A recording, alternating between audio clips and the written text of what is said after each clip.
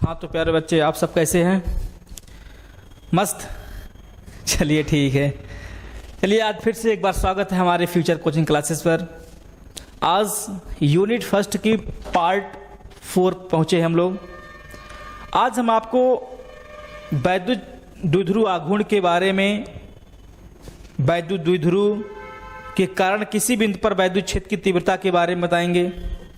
इसके पिछली कक्षा में हमने देखा कि वैद्युत द्विध्रुव के कारण किसी बिंदु पर वैद्युत क्षेत्र की तीव्रता अक्षीय स्थिति की बात की गई थी।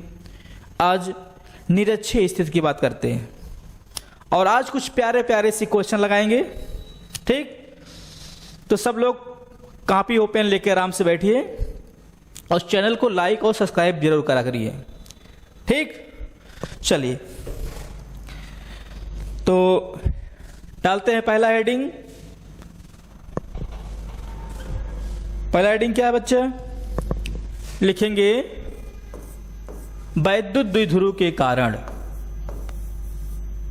वैद्युत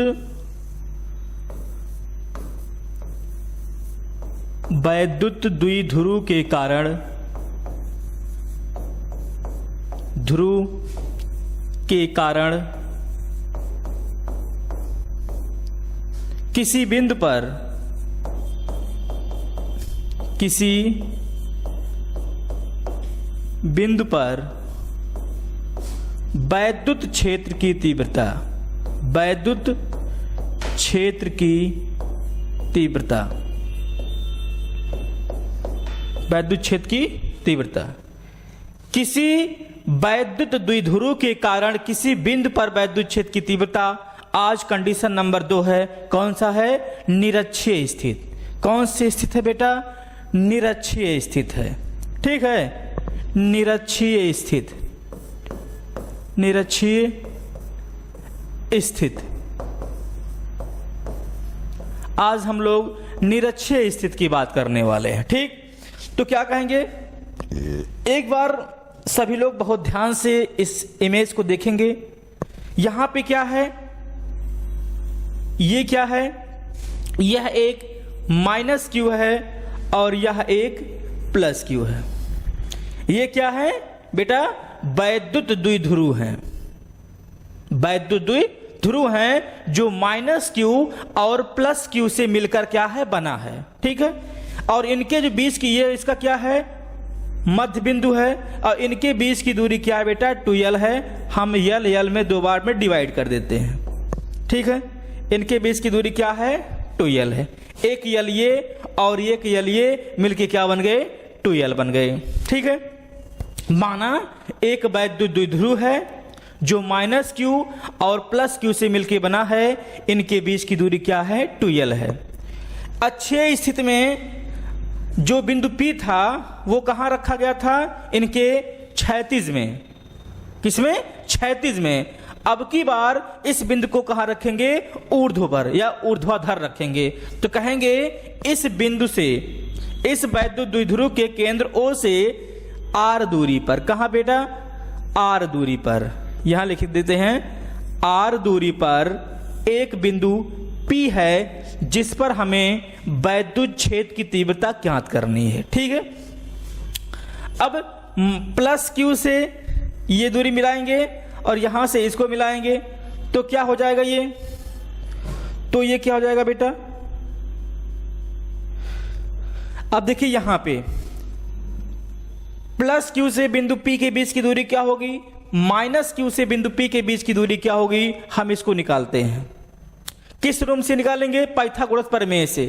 ये क्या है? आधार। ये क्या है? लंब। तो ये क्या है? कर्ण। आपको पता है कर्ण का वर्ग बराबर क्या होता है? आधार का वर्ग। कर्ण का स्क्वायर इज इक्वल टू आधार का स्क्वायर प्लस लंब का स्क्वायर। आधार का स्क्वायर प्लस लंब का स्क्वायर होता है। तो चलिए देखिए यहां से कर्ण कितना है? कर्ण का मान ज्ञात करना है। कर्ण यहां पे मान लीजिए ये बिंदु A है, इसको मान लीजिए ये बिंदु क्या है? B है।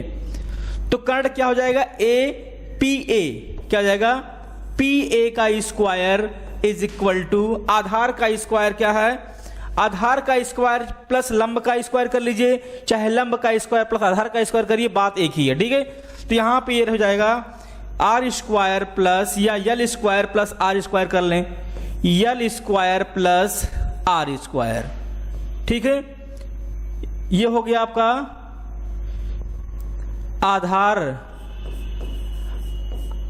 आधार का स्क्वायर। ठीक है, यल का स्क्वायर प्लस आर का स्क्वायर। मेरी बात समझ आई।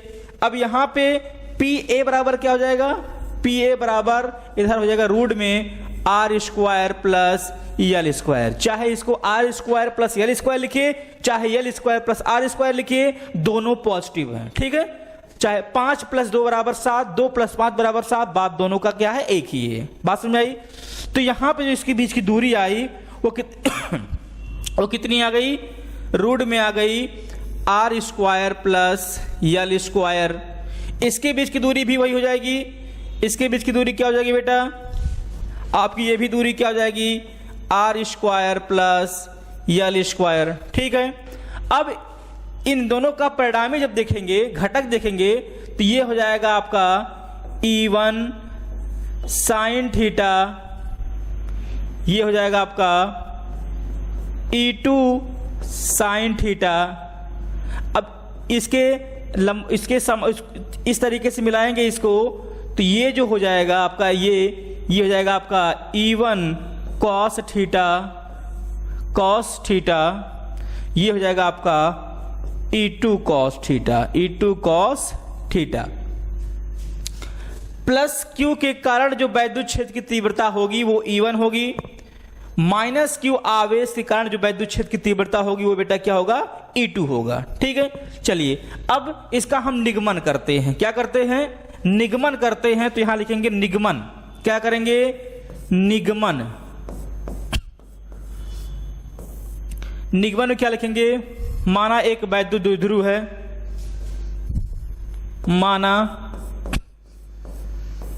माना क्या है, एक वैद्युत द्विध्रुव है, माना एक वैद्युत द्विध्रुव है जो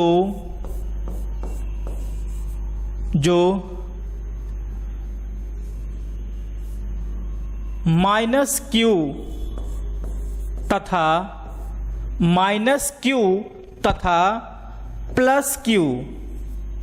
प्लस Q आवेशों से मिलकर बना है। आवेशों से मिलकर बना है। ठीक है, माना एक वैद्युत द्विध्रुव है जो -Q तथा +Q से मिलकर बना है, जिसके बीच की दूरी क्या है, 2L है। जिनके बीच की जो दूरी है वो क्या है बेटा, 2L है। ठीक, इस वैद्युत द्विध्रुव के केंद्र O से क्या लिखेंगे, इस वैद्युत द्विध्रुव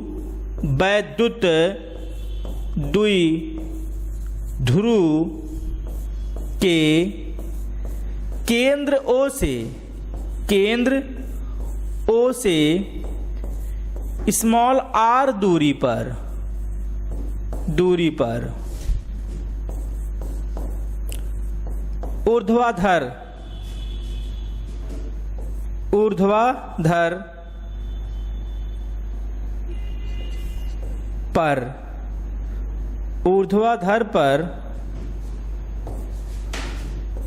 पर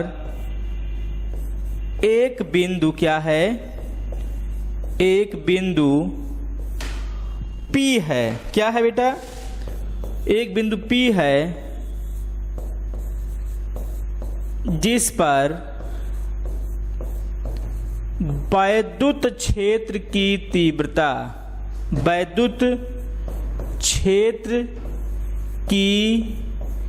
तीव्रता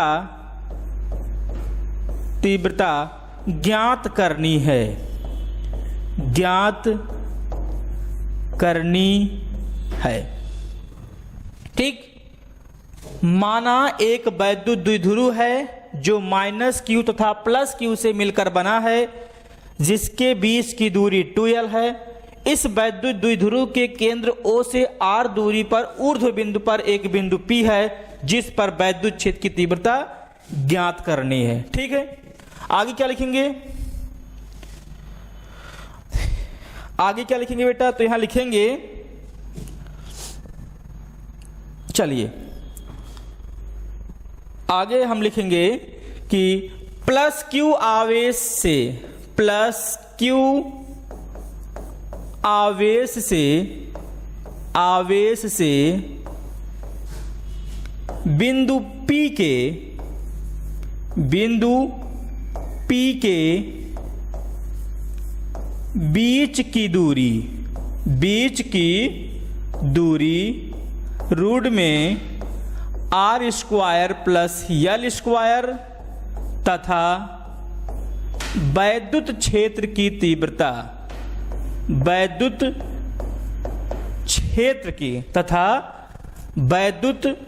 क्षेत्र की तीव्रता क्या हो जाएगी? E1 हो जाएगी। क्या हो जाएगी बेटा? E1। उसके बाद -q से तो लिखेंगे -q आवेश से बिंदु P के बीच की दूरी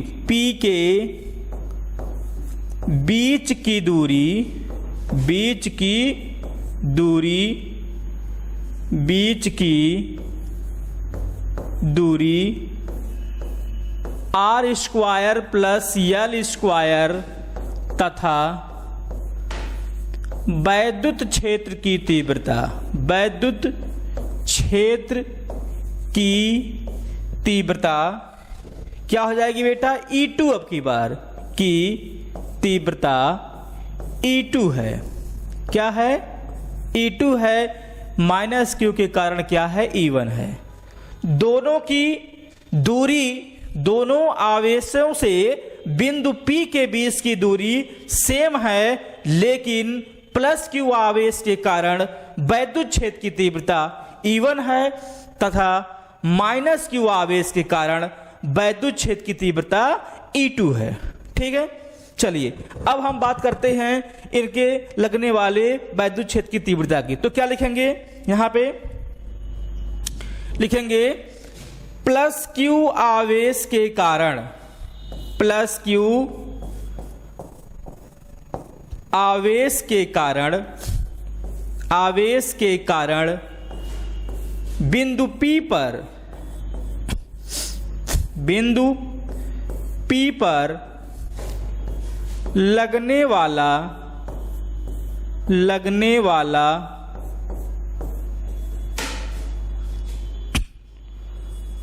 वैद्युत क्षेत्र की तीव्रता, वैद्युत क्षेत्र की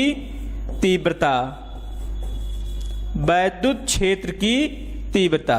अब आप बताइए कि +q आवेश के कारण जो वैद्युत क्षेत्र की तीव्रता कार्य कर रहा है वो क्या है? वो E1 है। तो यहां लिखेंगे E1 = 1/4 पाई ε0 q/r² होता है बेटा। क्या होता है?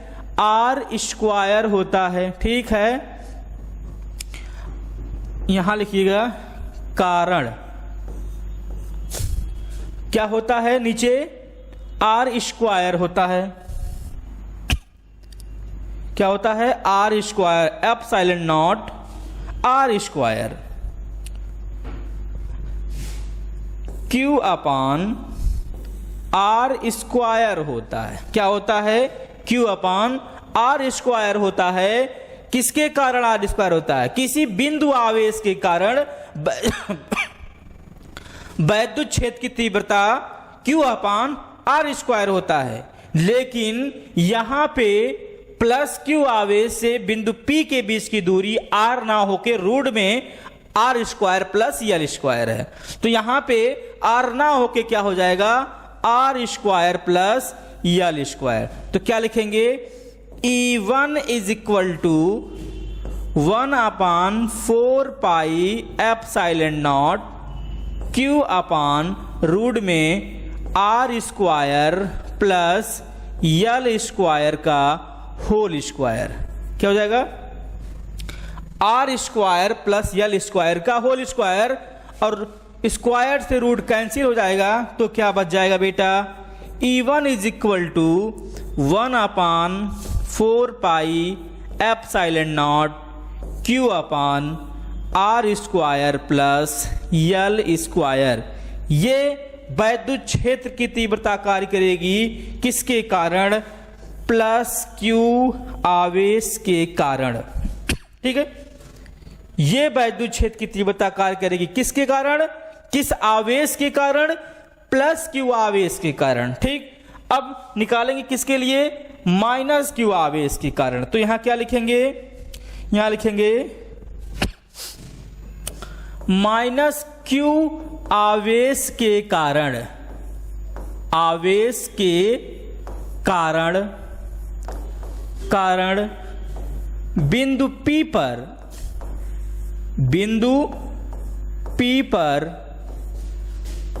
लगने वाला वैद्युत क्षेत्र की तीव्रता, वैद्युत क्षेत्र की तीव्रता, इसके कारण वैद्युत क्षेत्र की तीव्रता क्या हो जाएगी, E2 is equal to 1/4 pi epsilon naught Q upon root में R square plus L square, ठीक है, का होल स्क्वायर। क्योंकि दोनों की दूरी सेम थी, माइनस Q आवेश से भी बिंदु P के बीच की दूरी वही है, और प्लस Q आवेश के कारण भी P के बीच की दूरी वही है। तो दूरी कितनी है, सेम है। इसके स्क्वायर से ये रूट कट जाएगा तो क्या बच जाएगा यहाँ पे, E2 is equal to 1/4 pi epsilon naught Q upon R square plus L square. ये आ गया किसके लिए, ये आ गया बेटा E2 के लिए। किसके लिए आ गया, E2 मतलब माइनस Q आवेश के कारण। अब क्या करेंगे, अब हम कहेंगे बिंदु P पर, बिंदु P पर, बिंदु P पर परिणामी वैद्युत क्षेत्र की तीव्रता, परिणामी वैद्युत क्षेत्र की तीव्रता क्या हो जाएगी, वैद्युत क्षेत्र की तीव्रता। आपको पता है कि वहां पे दो घटक था, कौन कौन सा घटक है, देखिए, हाँ ये कौन सा घटक है, ये यहां पे E1 sine theta, E2 sine theta परिमाण में बराबर परंतु दिशा में विपरीत होने के कारण ये निरस्त हो जाएंगे। क्या हो जाएंगे, निरस्त हो जाएंगे। और E1 sine cos theta, E2 cos theta परिमाण में समान और दिशा में समान होने के कारण, परिमाण में बराबर और दिशा समान होने के कारण ये एक दूसरे से जुड़ जाएंगे। क्या हो जाएंगे, जुड़ जाएंगे। तो चलिए आगे देखिए, तीव्रता E1 sine theta, E1 sine theta व E2 sine theta, E2 sine theta परिमाण में बराबर, परिमाण कैसे हैं, बराबर, परंतु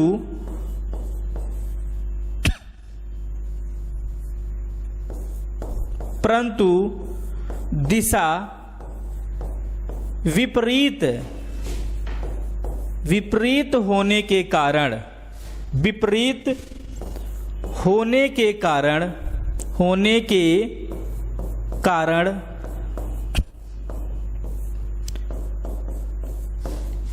निरस्त हो जाएंगे, निरस्त हो जाएगा। ठीक है, तो बचा क्या?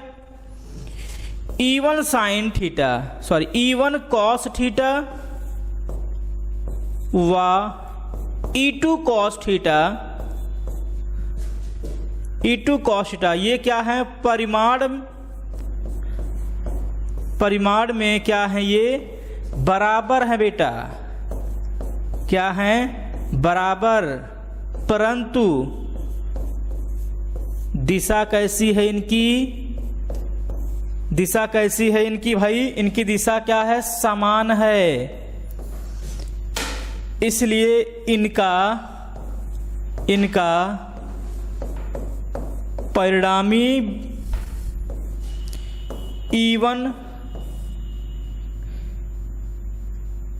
E1 cos theta plus E2 cos theta आपस में क्या हो जाएंगे बेटा? जुड़ जाएंगे। आपस हो जाएंगे बच्चा, ये आपस में जुड़ जाएंगे। इनका परिणामी E जो होगा वो E1 cos theta plus E2 cos theta के बराबर होगा। ठीक, चलिए आगे देखते हैं। बिंदु P पर क्या लिखेंगे? बिंदु P पर परिणामी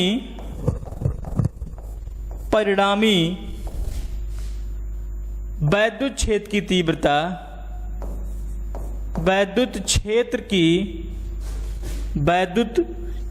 की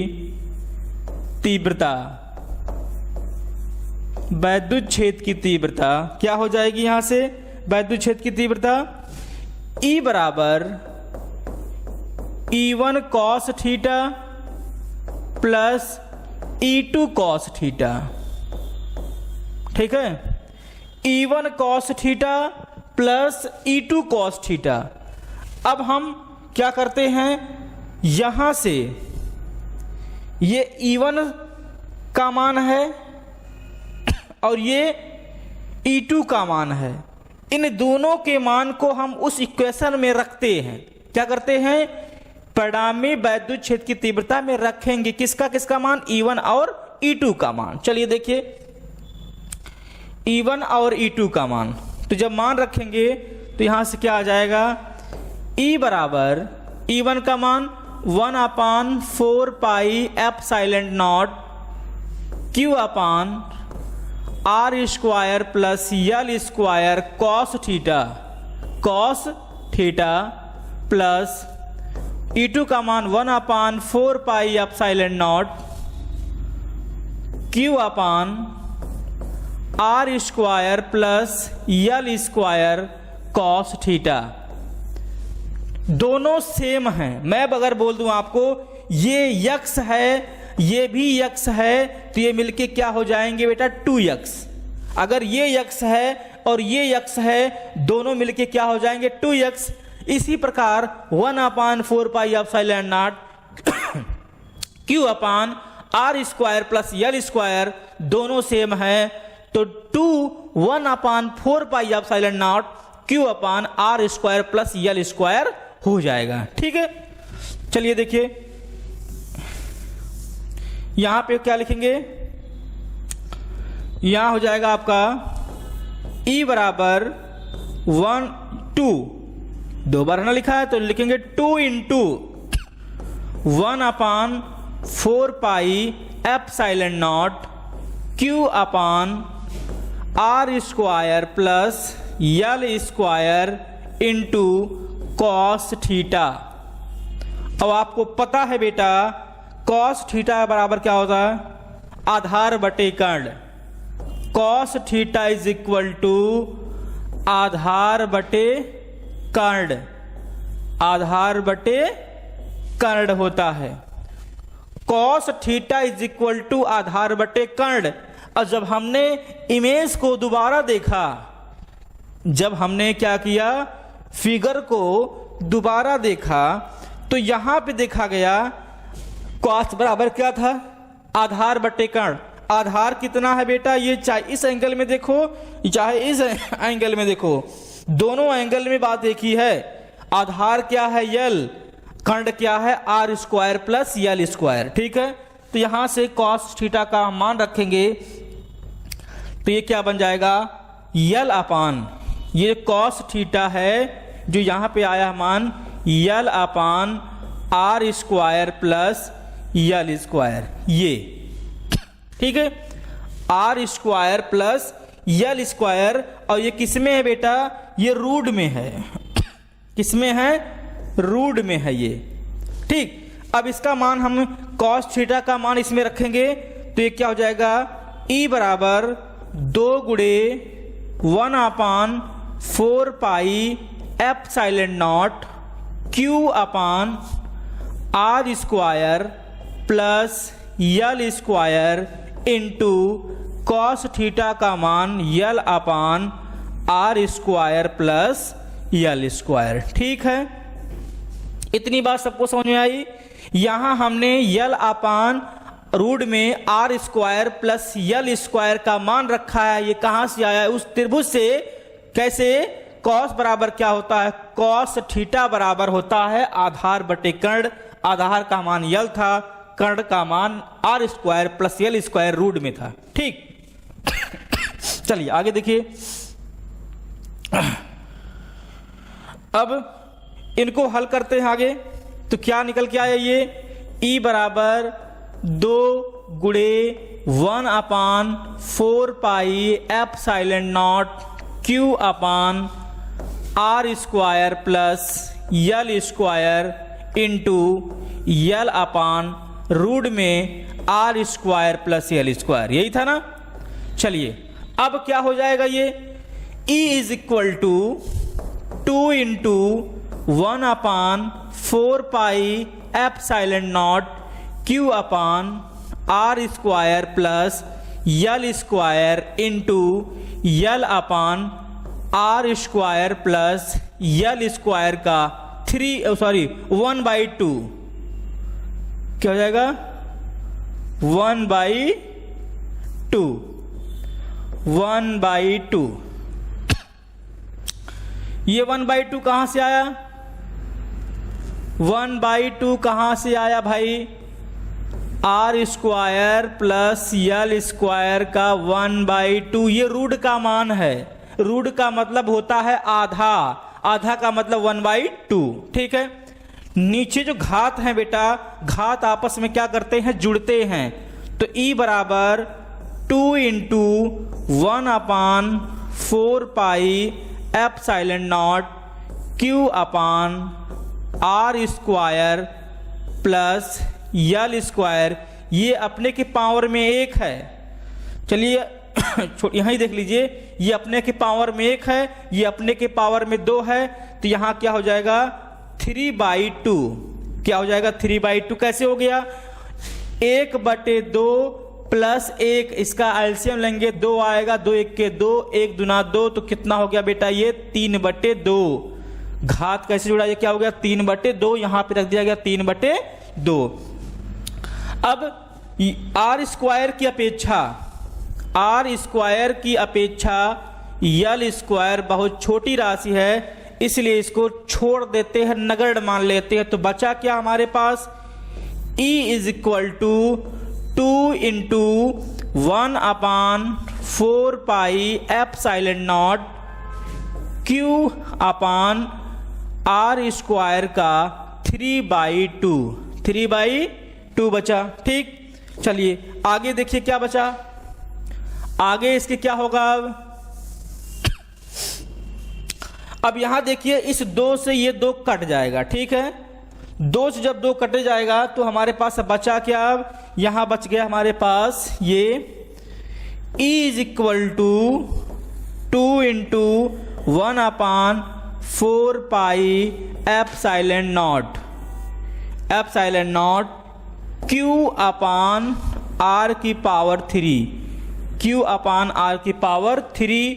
2 यहां से वहां चला जाएगा। और एक बात और याद रखिएगा, यहां देखिए यल हम भूल गए हैं, क्या भूल गए, यल भूल गए, यहां पे यल भी है, क्या भाई यल भी है, यल भूल गया वहां पे, सॉरी इसके लिए। अब यहां पे यल बचा है, ठीक है। अब 2 यहां से वहां जाएगा तो E बराबर 1/4 pi, 1/4 pi. E is equal to 1/4 pi epsilon naught. यहां से इस लिख नहीं रहा है, मैं यहां पे लिख देता हूं कि बचा क्या हमारे पास, E is equal to 1/4 pi epsilon naught 2Q into L upon R की पावर 3। और आपको पता है ये क्या है, ये बेटा P है। P का मतलब वैद्युत द्विध्रुव आघूर्ण है। तो बचा क्या हमारे पास अब, E is equal to 1/4 pi epsilon naught P। P बचा सिर्फ P अपान R की पावर 3। ये है वैद्युत क्षेत्र की तीव्रता निरक्षीय स्थिति में। किस स्थिति में है बेटा, वैद्युत क्षेत्र की तीव्रता निरक्षीय स्थिति में। इसका भी मान क्या होता है, न्यूटन प्रति कूलाम, न्यूटन प्रति कूलाम होता है। तो आप सभी को मेरा उम्मीद है कि आपको समझ में आया होगा। चैनल को लाइक, सब्सक्राइब और शेयर करना बेटा मत भूलिए। जब भी पढ़ाया जाए पेन और कॉपी दोनों लेके बैठिए, साथ में पढ़ते रहिए और लिखते रहिए, स्क्रीनशॉट लेके लिखते रहिए। जो ना समझ में आए फिर से पूछिए, ठीक है। लिखिए, समझिए, तब जाके ये क्या होगा, आपको एक बेहतरीन तरीके से आप तैयार होंगे एग्जाम में, ठीक है। चलिए अब हम कुछ क्वेश्चन हल करते हैं। अभी तक मैंने जितना पढ़ाया उसमें से कुछ ऐसे फार्मूले हैं जिन पर आज हम क्वेश्चन करेंगे। चलिए तो कॉपी पेन निकाल कर बैठिए, और जब तक हम इसको आगे बढ़ाएंगे तब तक आप लोग चैनल को लाइक, सब्सक्राइब और शेयर करना मत भूलिए, ठीक है। चलिए करिए, लाइक करिए। चलिए अब क्वेश्चन यहां से लिखते हैं। क्वेश्चन नंबर 1, क्वेश्चन नंबर 1, एक आवेशित चालक में एक आवेशित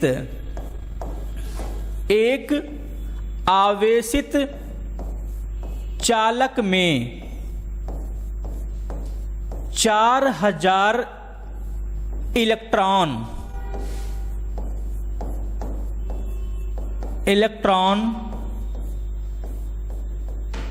बाहुल्य में है। किसमें है बेटा, बाहुल्य में है। इलेक्ट्रॉन बाहुल्य में हैं। एक आवेशित चालक में 4000 इलेक्ट्रॉन बाहुल्य में हैं, ठीक है। 4000 इलेक्ट्रॉन बाहुल्य में हैं।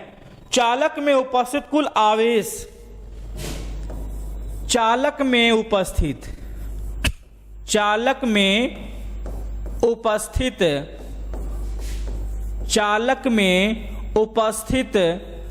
कुल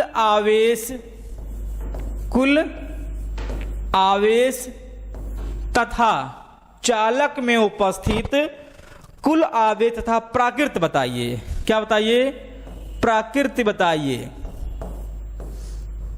चलिए अब हम इसको क्या करते हैं, लगाते हैं, क्या आएगा। इसने क्या बोल रहा है, एक आवेशित चालक में 4000 इलेक्ट्रॉन क्या हैं, बाहुल्य में हैं।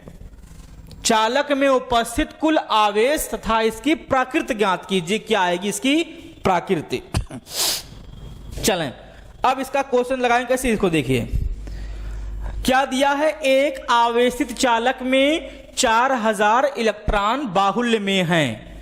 तो वो क्या दिया है, n बराबर दिया है 4000 इलेक्ट्रॉन।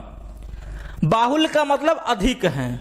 बाहुल्य का मतलब क्या है, अधिक है बेटा। जब कोई आवेश किसी चालक में अधिकता होती है तो उस पर कौन सा आवेश आता है बेटा, उस पर ऋणावेश आता है। तो इसकी जो प्राकृत है वो कैसी हो जाएगी, ऋणावेशित हो जाएगी भैया। क्या हो जाएगी, ऋणावेशित हो जाएगी, इस पे इलेक्ट्रॉन की क्या है, अधिकता है, अधिकता। ठीक, ऋणावेश क्या दिखाता है, इलेक्ट्रॉन की अधिकता है। बाहुल्य का मतलब ज्यादा। ठीक, करा कि कुल आवेशों की गणना कीजिए। आपको पता है कि एक इलेक्ट्रॉन में 1.6 गुणे 10⁻⁻19 कूलाम आवेश पाया जाता है। किसका मान पूछ रहा है बेटा, Q का मान पूछ रहा है, कितना आएगा। ठीक, चलिए फॉर्मूला क्या है, Q बराबर N E। Q बराबर क्या होता है, N E होता है। अब यहां पे इस फार्मूले में हम सबका मान रखते हैं। किसका मान रखेंगे, इन सबका मान रखते हैं, क्या आएगा। चलिए देखिए, Q बराबर N E। N का मान कितना है, N का मान कितना भैया, इसका मान है 4000। इसका मान कितना है, 4000। अब एक इलेक्ट्रॉन पे कितना आवेश होता है, 1.6 गुणे 10⁻⁻19 कूलाम का। ठीक है, Q बराबर N E। अब यहां से Q इज इक्वल टू क्या हो जाएगा, ये आपका 4000 को 4 गुणे 1000 लिख सकते हैं। ठीक है, 4 गुणे 1000 गुणे 1.6 गुणे 10⁻⁻19 कूलाम। सॉरी, यहां पे 1000 रहेगा। 1000 का मतलब होता है बेटा 10⁻3। 4 गुणे 10⁻3 गुणे 1.6 गुणे 10⁻⁻19 कूलाम। 16 चौका कितना होगा, Q। अब हम क्या करेंगे, माइनस आवेश को प्लस आवेश से घटाएंगे। देखिए 16 चौका 64, 4 छक 24 के 4 हासिल, 2 4 के 4 4 2 64 गुणे 10⁻19 में से 3 घटाएं, कितना आएगा, 16 10⁻16 कूलाम आवेश। कौन सा आवेश, कूलाम आवेश। ये कैसी होगी बेटा, ये ऋणावेशित होगी। ये क्या होगी, ये इसकी जो प्राकृत है वो कैसी है, ऋणावेशित है, ऋणावेशित है। बात सबको समझ में आई, ये कैसी है, ऋणावेशित है। ठीक, चलिए अगला क्वेश्चन देखते हैं। अब कहेंगे 2 माइक्रो कूलाम तथा 6 माइक्रो कूलाम के 2 आवेश क्या हैं। Question number 2 micro coulomb plus का है ये, व प्लस 6 माइक्रो कूलाम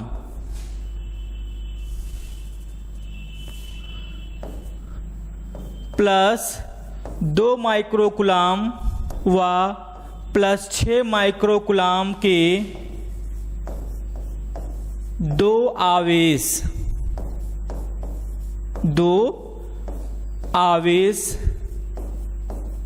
परस्पर 2 आवेश परस्पर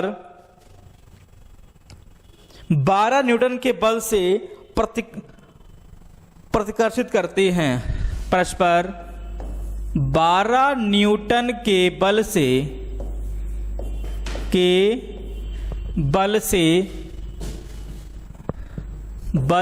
क्या करते हैं बेटा, प्रतिकर्षित करते हैं। ठीक, यदि उनको, किसको, इन दोनों आवेशों को, यदि इन आवेशों में प्रत्येक को, यदि इन आवेशों में प्रत्येक को प्लस -4 कूलाम, -4 माइनस के 4 माइक्रो कूलाम आवेश -4 माइक्रो कूलाम के क्या हैं आवेश और दिया जाए, आवेश और दिया जाए तो इनके मध्य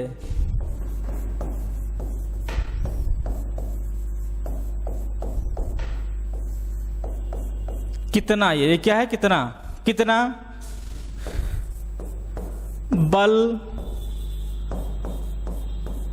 कार्य करेगा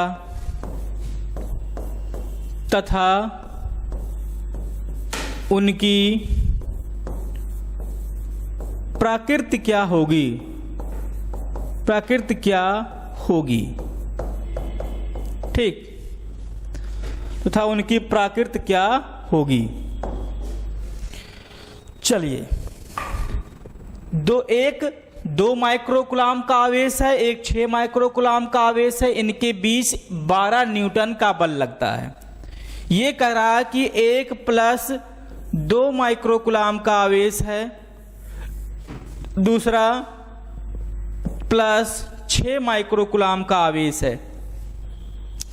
ये क्वेश्चन बोल रहा है कि इनके बीच का जो बल लग रहा है वो लग रहा है आपका 12 न्यूटन का।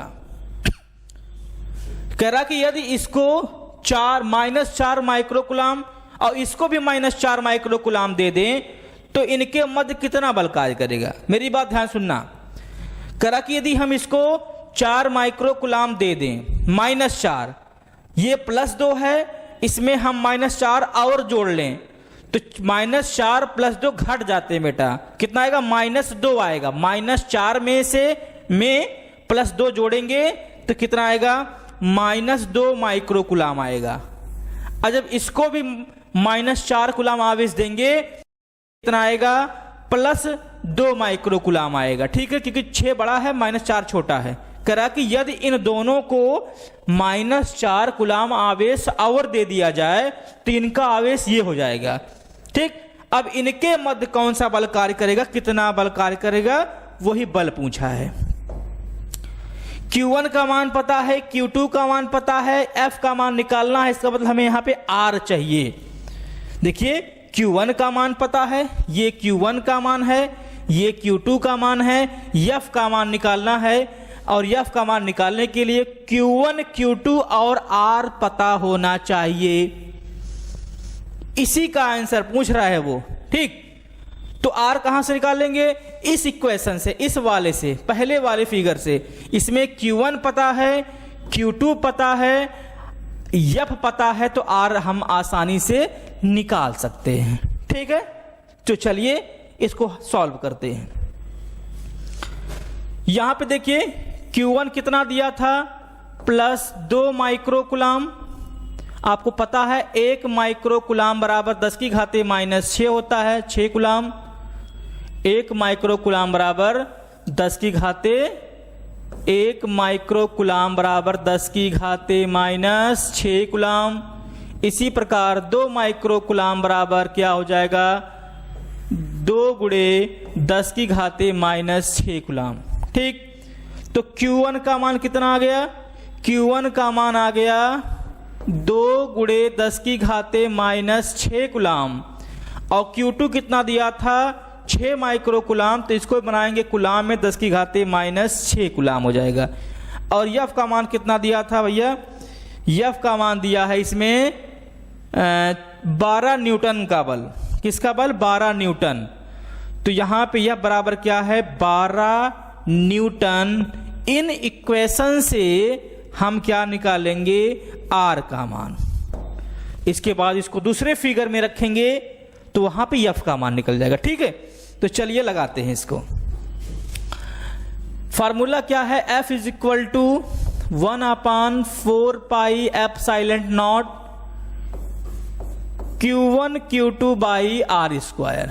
Q1 Q2 / आर स्क्वायर आपको पता है 1/4 पाई एप्सिलॉन का मान 9 गुणे 10 की घाते 9 गुणे Q1 का मान 2 गुणे 10 की घाते -6, Q2 का मान 6 गुणे 10 की घाते -6 बटे आर स्क्वायर।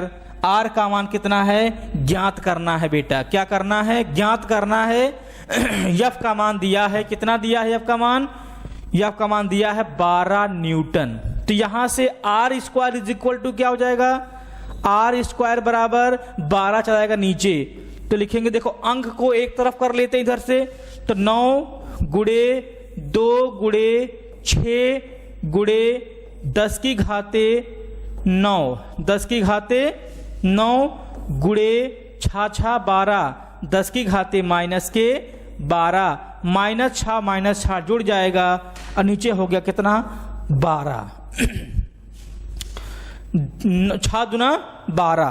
देखिए आर स्क्वायर बराबर 9 गुणे 2 छक्का 12 गुणे 10 की घाते माइनस में 3, 12 मशीन हो गए 3, माइनस संख्या बड़ी थी तो माइनस लग गया, नीचे कितना बचा है 12, ये 12 से 12 कट जाएगा, तो आर स्क्वायर बराबर कितना आ गया बेटा 9 गुणे 10 की घाते -3 मीटर आ गया, 10 की घाते -3 मीटर आ गई। ये आ गई आपकी दूरी, क्या आ गई दूरी आ गई। अब फार्मूले में आर स्क्वायर होता है, अगर आर होता तो यहां से आर का मान निकलते यहां रूट चढ़ा देते, लेकिन हमको आर स्क्वायर ही रखना है तो कोई मतलब नहीं, ठीक है। अब अगले क्वेश्चन में क्या कहा, हमको इस आर दूरी नहीं पूछा है, हमको दूरी नहीं पूछा है, हमको पूछा है यदि +2 माइक्रोकुलाम और +6 माइक्रोकुलाम को -4 कुलाम का आवेश और दे दिया जाए तो उनके मध्य बल पूछा है, दूरी नहीं पूछा है। बल निकालने के लिए हम दूरी निकाले हैं। अब देखिए एक क्वेश्चन में देखिए जरा इधर, यहां पे देखिए ये क्या कह रहा है, -4 माइक्रोकुलाम का आवेश और दिया जाए तो जो आपका 2 और 6 माइक्रोकुलाम था अभी यह बन गया 2 और 2 माइक्रोकुलाम का, ठीक है।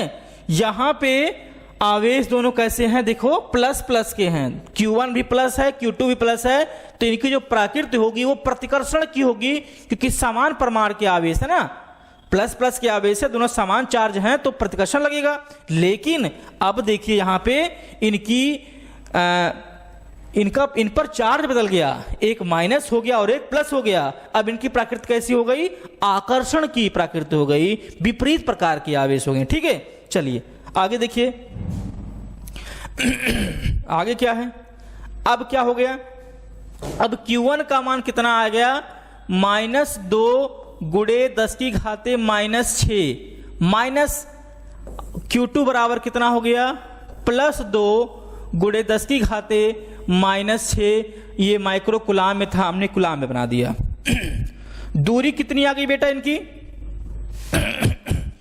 दूरी आर स्क्वायर बराबर आया था 9 गुणे 10 की घाते -3 मीटर। अब हमें इनके दोनों के बीच लगने वाला बल निकालना, भी बल पूछा है, तो F is equal to formula 1/4 pi epsilon naught Q1 Q2 by R square. आपको पता है कि 1/एप्सिलॉन नॉट का मान कितना होता है 9 गुणे 10 की घाते 9 गुणे 2 गुणे 10 की घाते -6। यहां पे बेटा ये चार्ज जो है ये आवेश है, यहां जो प्लस माइनस लिखा है इसको लिखते नहीं, ठीक है। गुणे 2 गुणे 10 की घाते -6 बटे में क्या है आर स्क्वायर का मान कितना है 9 गुणे 10 की घाते -3। अब ये माइनस माइनस क्या हो गया प्लस, सॉरी माइनस माइनस जुड़ गया तो माइनस कितना हो गया 6 और 6 12, -12 हो गया, ठीक है। अब ये -12 हो गया तो यहां क्या लिखेंगे F इज इक्वल टू, अंकों को एक तरफ कर लेते हैं, ठीक है। तो लिखेंगे 9 गुणे 2 गुणे 2 गुणे 10 की घाते 9 गुणे 10 की घाते माइनस के 12 बटे 9 गुणे 10 की घाते माइनस के 3। 12 में से अब देखो इसको नीचे से हम ऊपर वाले भेज लें तो यह बराबर क्या हो गया, यहाँ पे f इज इक्वल टू क्या हो गया बेटा, 9 2 दूना 4 2 दूना 4 गुणे 10 की घाते 9, ये नीचे से ऊपर चला के भी हो गया प्लस में 10 की घाते प्लस में 3, 10 की घाते माइनस में क्या ऊपर है 12 बटे में क्या है 9। इस 9 से ये 9 कट जाएगा, ठीक है। तो बचा क्या, f इज इक्वल टू 2, ये बचा 4 गुणे 9 3 12, 12 में से 12 गए 10 की घाते प्लस में 12 बचा, 10 की घाते इधर माइनस में 12 बचा है, ये दोनों कट जाएंगे। तो अब हमारे पास बचा क्या, हमारे पास बचा बेटा सिर्फ और सिर्फ 4।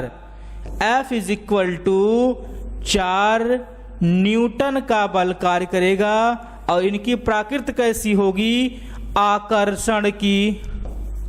कैसी होगी बेटा, आकर्षण की। पहले क्या था, प्रतिकर्षण। क्यों, क्योंकि दोनों पॉजिटिव थे। अब की जब उन आवेशों को 4 - 4 माइक्रोकूलम और दिया गया तो कैसे हो गए, विपरीत आवेश हो गए, और विपरीत आवेशों के बीच में हमेशा आकर्षण बल कार्य करता है। ठीक है, आज आपको इस वीडियो में बस इतना ही, और आप लोग कॉपी पेन लेके बैठा करिए, जो बताया जाए उसको सॉल्व करा करिए। मुझे यकीन है कि आपको ये सारी वीडियो बहुत अच्छी लगी होगी। फिर मिलते हैं अगले वीडियो में, तब तक के लिए नमस्कार।